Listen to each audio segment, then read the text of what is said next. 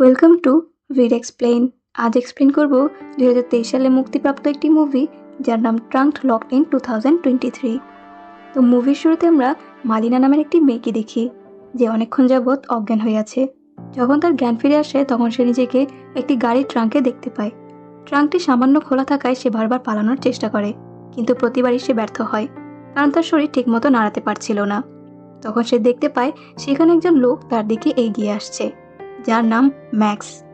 Max একজন মাদকাসক্ত এবং একজন কিডন্যাপারও ছিল, যে মালিনাকে অপহরণ করেছে।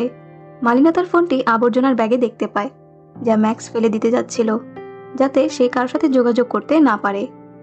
ম্যাক্স গাড়ির কাছে যাওয়ার সাথে সাথে মালিনা দ্রুত ফোনটি তুলে নেয় এবং এই মুভিটির সম্পূর্ণ এক্সপ্লেনেশন ভিডিও দেখতে চাইলে আমাদের চ্যানেলটিকে সাবস্ক্রাইব করে এই ভিডিও প্রথম কমেন্টে দেওয়া লিঙ্কে ক্লিক করুন।